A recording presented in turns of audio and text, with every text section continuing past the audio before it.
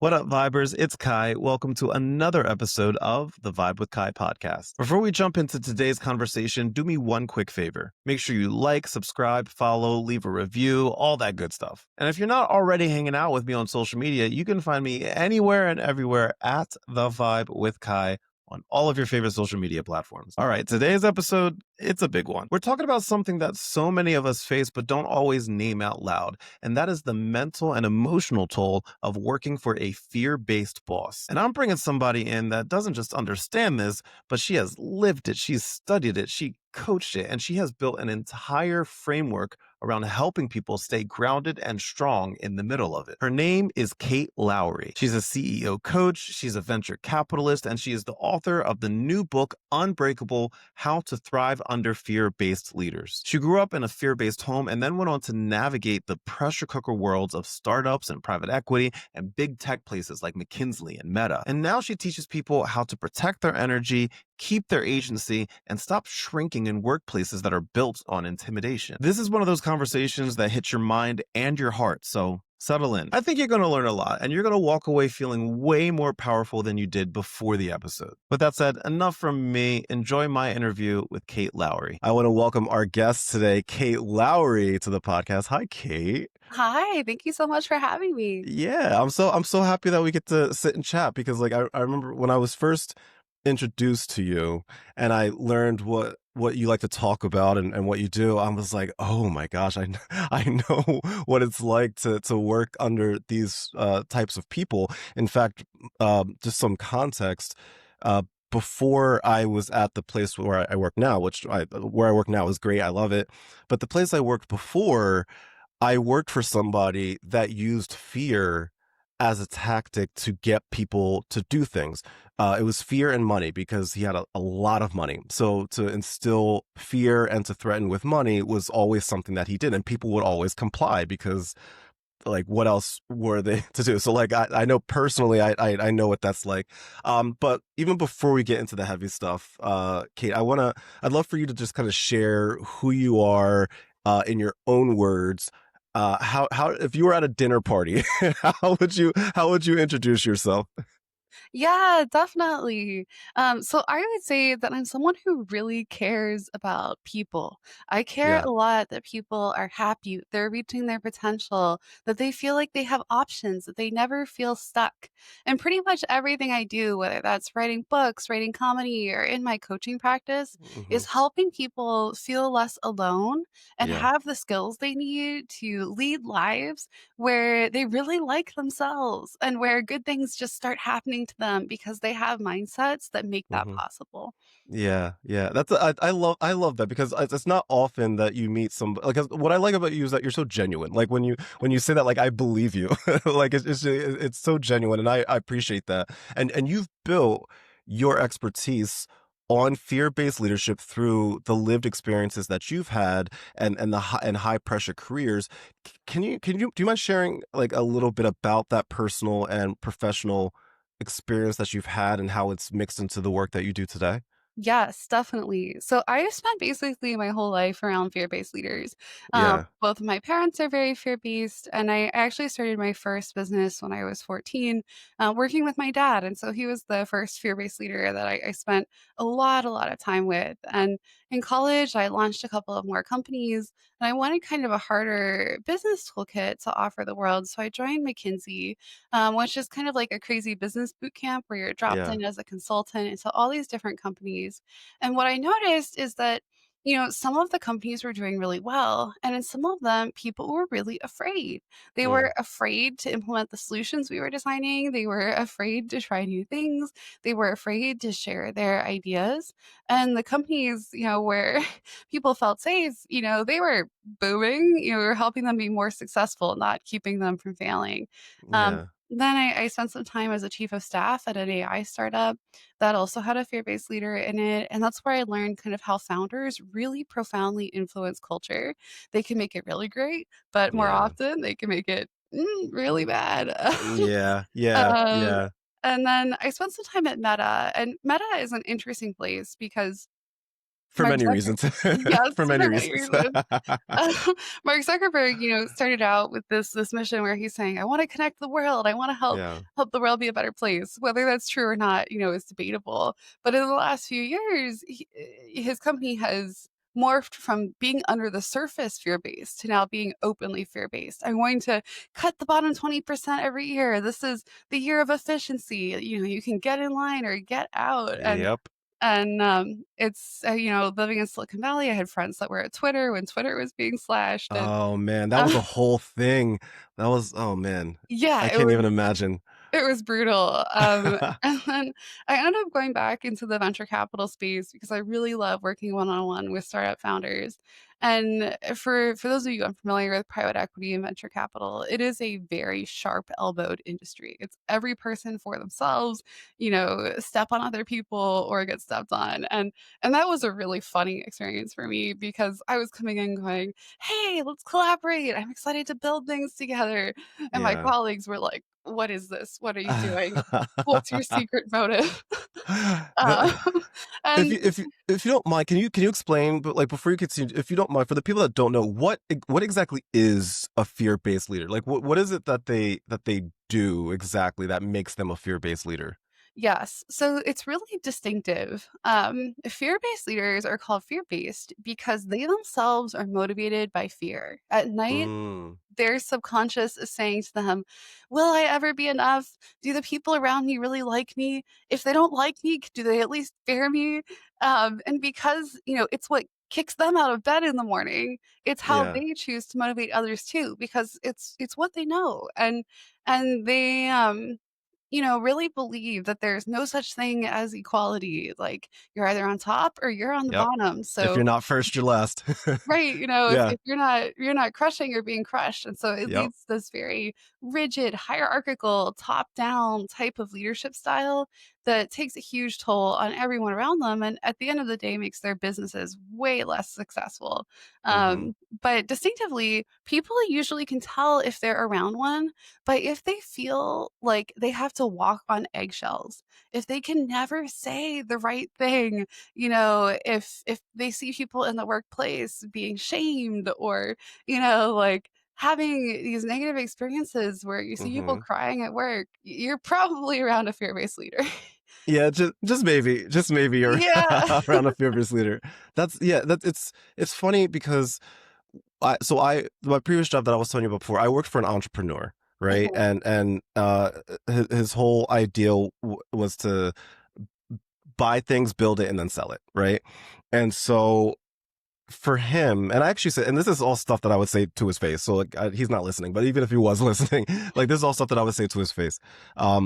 That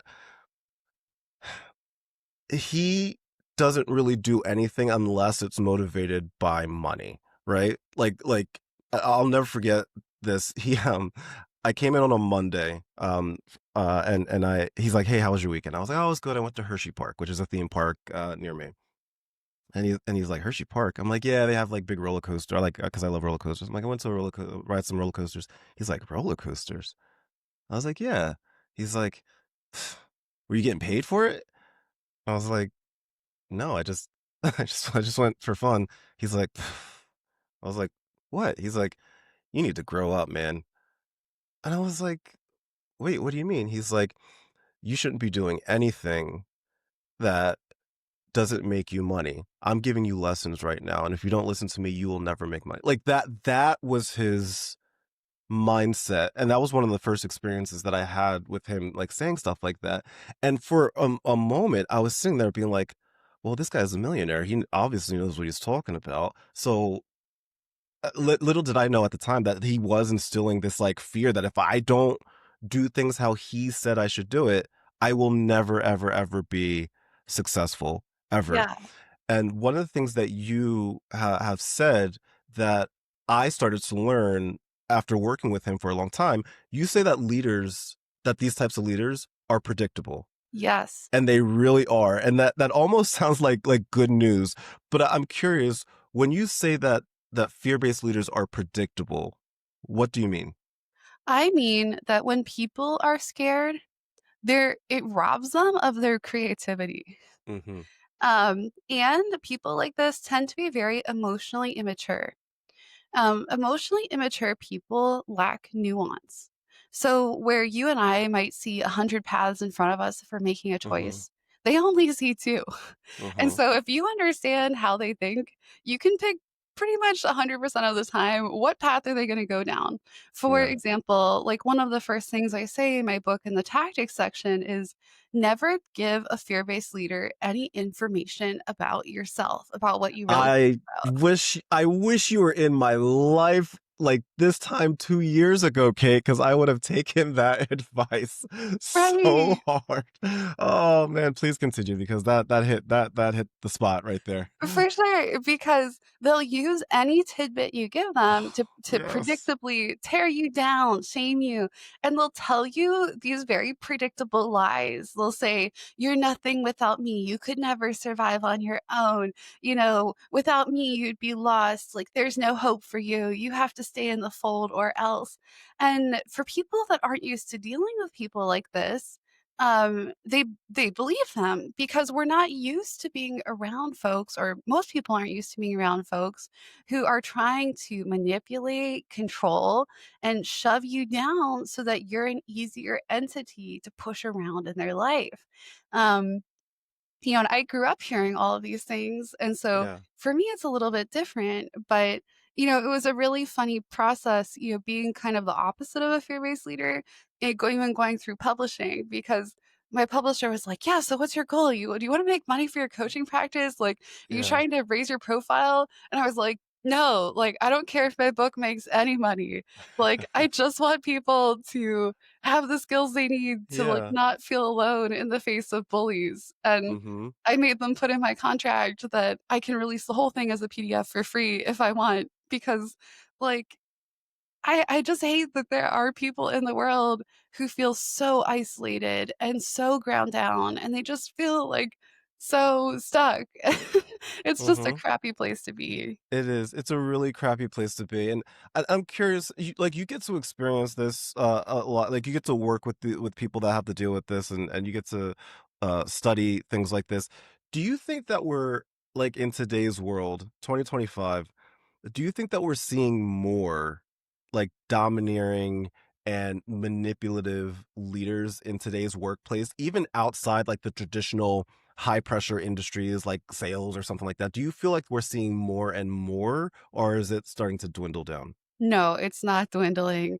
Yeah. Um, I actually started writing this book because my clients started spinning out, like, 8 months ago. Yeah. This wave is, like, sweeping across tech, business, social sector, you name it. In all of our media, like Game of Thrones, House of Cards, Billions, it has Hmm. fear-based leaders at Oh the top. yeah. And it used to be 10 years ago, I think I've had about 30 bosses in my career. When I started working, about 3 in 10 leaders were like this. And in the last 5 years, about 7 in 10 that I've encountered have been like this. I would be talking to my friends in Silicon Valley, and every single person, at a coffee meetup would have a terrible boss like this in front of them. And my Yeah. friends were leaving companies like this and then landing straight into companies that were also like this. And so I went, Yeah. "Hold up." Like, people need skills to thrive under them because it's starting to become inescapable in a really scary way. Yeah. There's some people that are listening to this right now or have had this conversation before that would argue that fear-based leadership works because it gets results, at least in the short term. When you hear things like that, how do you respond? What do you think of that? Oh, for sure. And like I'm trained as a business strategist. And so I can say very definitively that fear based leadership gets very short term results. It does not yield long term sustainable high growth because it's antithetical to innovation. To Mm, innovate, you have to have people who are willing to throw out big ideas, crazy ideas, who feel safe to ideate, feel safe to try new things. And in fear based leadership, there's no room to try, there's no room to fail. Um, Same thing with mistakes. Often fear-based leadership-based companies end up floundering or having major lawsuits against them because the people below, when they see, bad things happen, they don't feel like they can tell anyone.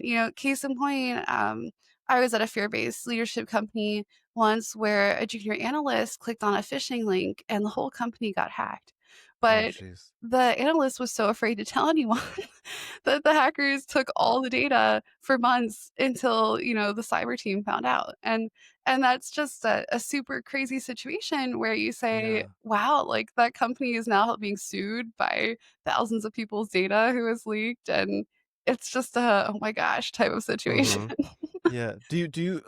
I know that there's more and more fear-based leadership, as you were saying before, but do you think it's getting worse, or are we just getting better at noticing it and naming it? I wish we were just getting better at naming it. Yeah, yeah. What I have seen is that there's more permission to be this way. In fact, people Mm, are starting to decide it's cool to be this way. mhm. Because 10 years ago, a lot of CEOs were secretly like this, but they Yeah, felt like they had to pretend to care about their employees. yeah, This was the era of tech company perks and, yeah. making workplaces good places to be and organizational health studies, all of that stuff. And now leaders have said, gloves off. I'm going to show you who I am. And who I am is I'm on top.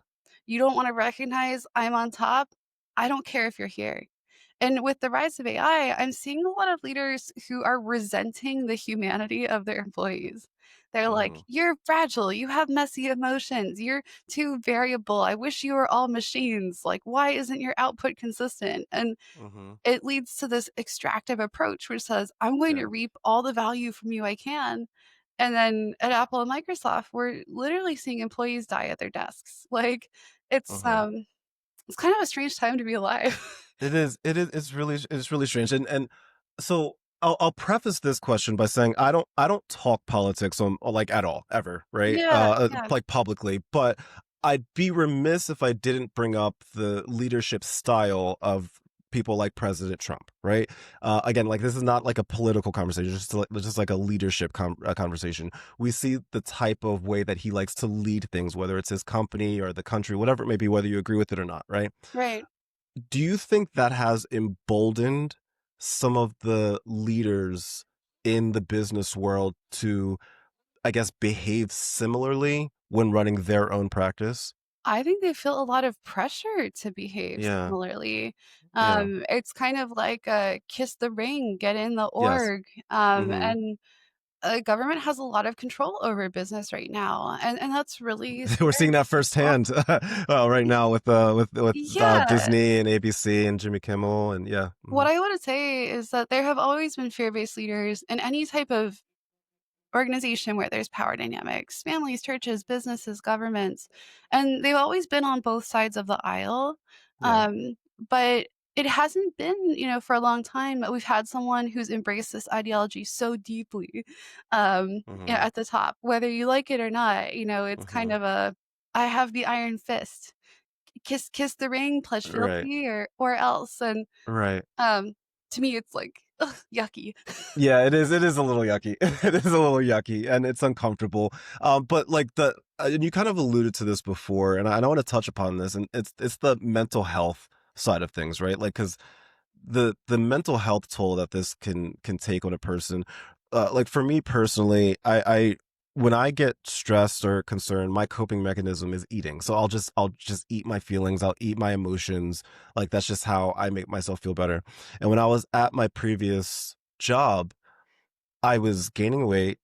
My skin did not look great. Like, I was tired. Like, I just didn't feel good physically, mentally, all of that. And then once I left, I mean, a couple months later, like, I found myself mentally just in a much better place, let alone physically, but, like, mentally, I was in a much better place. But fear-based leaders take a mental health toll on the people that they're leading. What's the real cost to employees working under fear-based leadership, especially in the long term? It's brutal. It really is. It can be very soul-sucking for a lot of people, And that's why even though it may be counterintuitive, the first section and the last section of my book are about how you stay strong so that you are able to implement strategies. The first section of my book is about how do you be resilient? How do you make sure that your identity is secure in yourself so that when it's being attacked every day, you bend, not break? And then the last section of my book is about how you stay safe and how you protect your energy. You have to have 10 things outside of work filling your cup every week, bringing you joy, reminding you who you are, reminding you of your sense of community for you to be able to go into environments like this and say, not gonna let this touch me. Mhm, mhm. Absolutely. I know for a fact there's a lot of people that have been listening so far that are like, "Oh, wow, this sounds all familiar," or "I've been through that before." For the people that are listening right now that feel stuck right now with a boss or a leader like that, what's the first sign that their well-being is starting to be impacted more than they realize? I think that for me, one of those signs is when you start transitioning from having things like healthy guilt, like, oh, I did a bad thing, I should not do a bad thing, to shame. I am Mm, bad. You know, um, like I am a bad person, I am a bad employee. When you start absorbing those aspects of identity that pulls your whole self down, if you're having those thoughts like, "This is hopeless, I'll never get out," like, "I am nothing," that that's a sign you mhm, need to step back and learn some new skills because, um, these types of leaders like to push on you. They like to cause reactions, they like to cause pain, and so, mhm. there are ways to resist that, but you have to kind of study them. They're not super intuitive. Yeah, yeah. Uh, there's I guess there is a such thing, technically speaking, of healthy pressure, Yeah. right? Um, what's the difference between healthy pressure and this toxic fear-based pressure?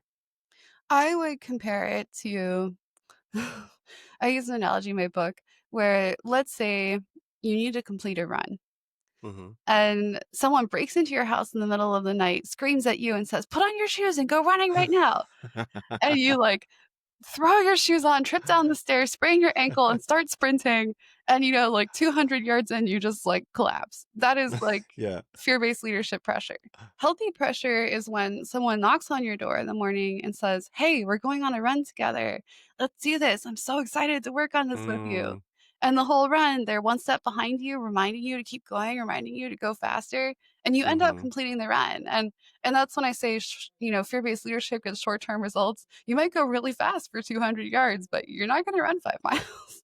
mhm. Absolutely, absolutely. And I feel like sometimes, and I'm sure you've had these conversations before. I've had this conversation with friends where sometimes, like when I was talking about my previous job, people would be like, "Well, just quit, just leave, just go somewhere else." And I feel like that's easier said than done sometimes, right? Because sometimes people are like, "Well, I've got bills, I have children, I have a family, I have, to keep a roof over my head, I have to do this, and that," right? Understandably so, they can't just leave their job. So how do people find hope when they're, at a place where leaving may not be an option right now? Yeah, so it's all about resetting your perspective. And Mm. and that might sound kind of strange. But when I'm around fear-based leaders, I go, "Wow, these people do not know how to connect. They do not True. know how Facts. to be a Yes. person." Yes. Like, I pity them. I You know do. Absolutely. Absolutely. Because I would say to people all the time, like my former boss, I don't think he has any friends. Right, they don't, Like and it's weird. when you can't see anyone as equal, you can't have any meaningful relationships. And Yeah. so their Yeah. life is like stunted, limited in a lot of ways. And basically, what they're saying to you is, put me on a pedestal. I'm above you. Get below me. And when you say, "Oh no, hon, like I think I'm above you. Like you seem like you're really struggling." Like if you come into work every day and say, "Oh, wow, I have this really emotionally stunted boss who has no clue how to be a person," it, like, really removes their power over you. Yeah. Um Yes. Yes. That's very true. Because I would say to myself sometimes, as time went on and I started to catch on to, like, what was happening, I would look sometimes and I'm like, I'm like, "You," like, I wouldn't say this out loud, but I would look and I would be like, "You're not happy. You're genuinely not happy." And that, like, I don't you're not above me. You're above me No. because you have money and you sign the paychecks and you know, you lead the company, which is fine, which I respect. But, like, you I feel like I'm above you in a way because, like, I feel more open, and you use the word stunted, like, that's the perfect word for it. I don't feel that way. Yeah, like, what I say is fear-based leaders have missed a lot of kindergarten lessons. Ooh, Um yes. They, like they don't know how to make a friend, they don't know how to Yeah, apologize, they yeah. they don't know how to motivate, um, they don't even know how to really be themselves, they don't like Mhm, themselves, right? mhm, And so, it can be really funny when you're in these environments and their tactics just stop, boom, not working on you. Like, I had mhm. one manager a couple of years ago, like, scream at me, and she was like, "Normally, I have to haze people for 2 months and I break them. I've been hazing you for 10 months and I just can't break you. I wish I could just make you suffer more in silence." And I was like, "Dude, it doesn't work on me." Like, Oh my um, gosh. and, like, it's really funny when you're able to come in and, like, maintain you and who you are, and there are Mhm, different strategies for how you can choose to present, you can choose to be underestimated, you can mhm, choose to be seen as a toady, you can pretend to be their ally, there's a lot of different mhm. options, but, like, the most important takeaway is that there are options, Yes. they're just telling you there aren't, and so as soon as you Yeah. stop believing them, then you can activate your agency. Yeah, absolutely. Well, so you also so you work with a lot of, like, especially, like, CEOs, especially, like, startup CEOs Yes. to kinda help them. So how do you help them lead with strength when when they might be, maybe used to leading with fear or reporting to people with fear-based tactics? How do you help them lead with strength? Yeah, well, first of all, I am one person in their life who's objective, and I have no vested interest. And I'm really honest with them. So if I see them veering into asshole territory, I call them Yeah. out and I tell them, Yes. and I say, like, like, this isn't a path you wanna go down. Here's why. Let me play it Mhm, out for you. And sometimes they believe me and sometimes they don't. But more often than not, because I work with mission-driven and underrepresented founders, um, mhm. I am dealing more with people who don't value themselves enough. It's the opposite problem of fear-based leaders. Yeah. They might Yeah. say, "I'm going to work 20 hours a day to help my team," and I'm like, "Whoa, dude, you have to back up and not burn out." Yeah. Or they might say, "I don't know if I'm good enough to lead my team. I care about Yeah. them, but do I have the skills?" And so, I can work with them on building strengths-based leadership where you say, I have strengths, everyone around me has strengths. It's my job to do the things that only I can do and then get out of the way and make sure everyone has what they need to use their strengths. Mhm. Right, right. I think the people that stand out to me are people like myself. I'm in middle management, right? So I work for a great organization, and I'm so thankful for my boss. I thank her every day. Mhm. I'm like, you have no idea how great of a leader you are and what I have been used to, and who you are and all that. But there's a lot of people that are in the middle management side of things, and I've been there where the people above me usually lead with maybe like a fear-based type of motive, but you're also very protective of the team that you lead, but you also have things that you need to accomplish for the people above you. How can somebody in middle management navigate that? Like, still stay true to who they are, but and protect their team and lead their team in an effective way, but also adhere to what the people above them are adding from a pressure perspective. What can middle management do? Yeah, for sure. So you could think of middle management as like being a crap umbrella. Like, like, Yeah. it's your job to Yeah. shield from all the junk falling from above. Yeah. And I think that what the best way for middle management to deal with this is by listening attentively to the people above them, Mm, validating clearly that you hear what they need and what they want, mhm, and then using your own methods below to get them what they want. So they might tell you, I need this OKR completed by this date, or I want to boost revenue by this number. But ultimately, it's up to you how you get to that number. And so you have to say, this is my pocket of the company. This is going mhm, to be a good pocket, not a bad pocket. I'm going to get outsized results by helping people grow, develop, succeed. Because in at least this section of this world, someone mhm. cares. Yes. Yes. Um, Yeah. and as long as you get results, and the people above you believe that you're really listening to them and are bought into their philosophy, they'll give you a little bit of freedom. Right, right. What I love in your book, one thing that you talk about that I appreciate is being quote not powerless, right? For the people out there who feel like I guess the smallest cog in the wheel, like smallest cog in the machine, how do you help them believe that's true? That like, about being not powerless. How do you help them believe that that's not true? Yeah. Well, partly it's by saying, people are telling you you're powerless. As long as Yeah. you have power over yourself, um, you're not. You Mhm. always have a choice. More often than a choice, you have about 20 choices. Mhm. And if you learn the skills to see the doors and windows you can go through, you can create options. I tell my coaching clients I am an expert in creative problem solving within hard constraints. That's what I've been doing my whole life. And so Mhm. my job is to create those doors. And in my book, that's what I'm teaching people, that fear based leaders will say, I'm putting blinders on you. The only door ahead of you is the door you can go through. My book's Mhm. job is to take those blinders off and say, no, there's doors behind you, there's doors to the right. You have choices. You have choices how you present, you have choices how you respond. You have Mhm. choices in how you strategize. And if you take the time to learn the language of fear based leaders, it's literally almost like a foreign language in terms of how they do logic and how they communicate. Um, Mhm. you can actually do really well under them. Yeah. Have you personally, Kate, have you ever had a moment where you wanted to just tell off your boss just like, "Rah!"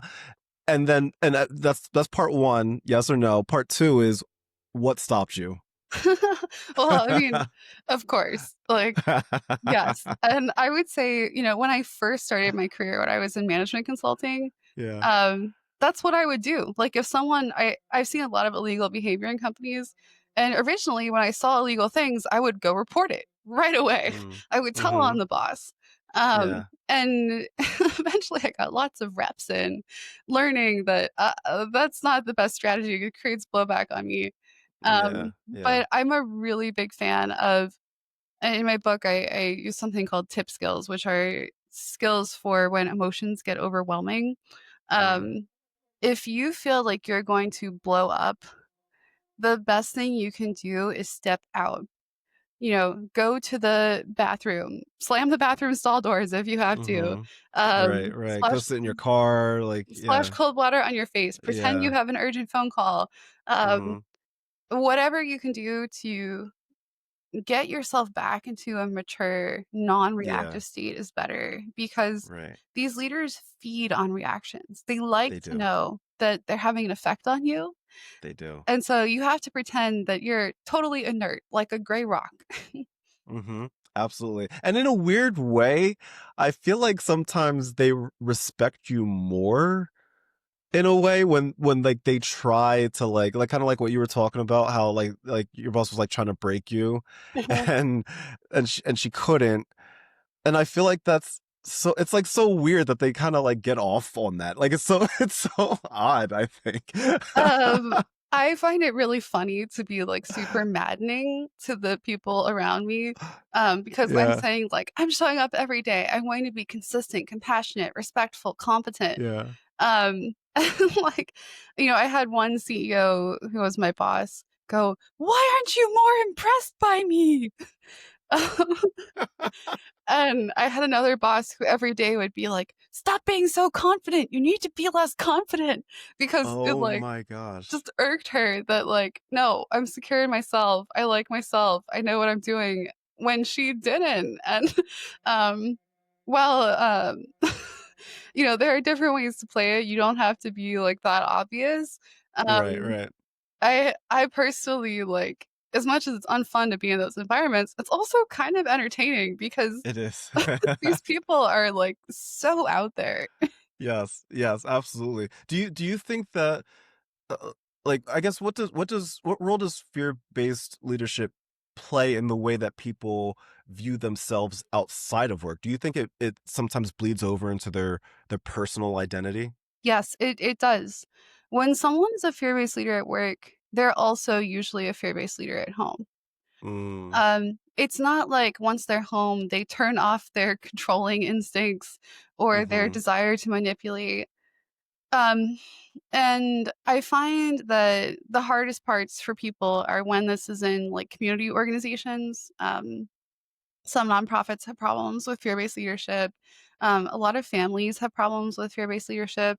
In parenting, it's called authoritarian parenting, where people are like, "It's my way or the highway. It's rigid or top down. Speak when you're spoken to." Like, mhm, and so it shows up anywhere in society where there's power dynamics.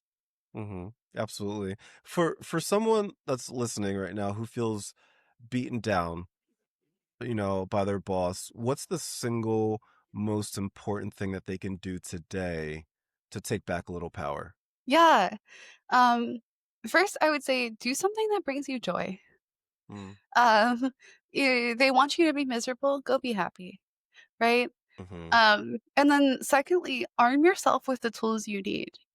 mhm, You can follow me on Instagram, you can buy my book, you could go talk to a friend who's been in similar situations, but learn the skills that you need to not only survive but thrive. Because mhm, most people don't know that thriving under types of people like this is possible. mhm, absolutely. I'm gonna Kate, I'm gonna hand you a magic wand. Here you go. Here's a magic wand. If you could wave that magic wand and change one thing about how leaders are trained in the first place when it comes to like how to be a good leader, what would it be? What would you change? I would teach them a servant mindset. Yes. Yes. You, as Yes. a leader, are here to serve the organization. You set its goals, you set its vision, you empower everyone around you, and you unblock them. Fear-based leaders institute constant blocks. A servant leader takes away the blocks. They say, "I'm going to free you so you can do your best work. I'm going to free you so you can attack the problem." All people really need is a North Star. And the problem is that I often tell CEOs in my practice, CEOs can't do whatever you want. They often have the least freedom of anyone in an organization because their Yeah. stakeholder set is really complicated. So if you're Yeah. getting into being a CEO because you wanna be all powerful and do whatever you want, it is the wrong job. Yeah.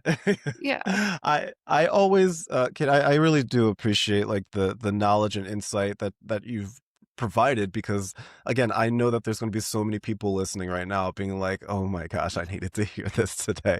A lot of people are feeling validated right now listening to you tell talk about this and I think it's great and I always love to end each like episode with a little bit of hope for for the people that are listening. What do you want uh the readers of your book, the listeners of this episode, what do you want them to feel or think about after either finishing your book or listening to this conversation? What's one thing that you want them to take away from this? I want them to know that they are not alone Mhm. and that there is hope, a lot of hope. Even when you feel the cards are really stacked against you, you have a lot more options than you think. Mhm. Absolutely. I think I know there's people that needed to hear that today. All right, Vibers, that brings us to the end of this week's episode. I want to give a huge thank you to my guest, Kate Lowry, for such an incredible conversation. Her insight, her heart, her ability to break down such a very tough topic in a way that feels human and hopeful, that truly is a gift, and I'm so thankful to have her in my life. If you want more from Kate, make sure you grab her new book, Unbreakable: How to Thrive Under Fear-Based Leaders. It's available now. All of that stuff is going to be in the description of this podcast episode. And while you're here, don't forget to like, subscribe, leave a review, and follow me on all of your favorite social media platforms at The Vibe with Kai. It helps more people find these conversations and join our little vibrant community we got going on over here. Again, thank you so much for watching and for listening today. As always, much love, good vibes. I'll talk to you later. Bye.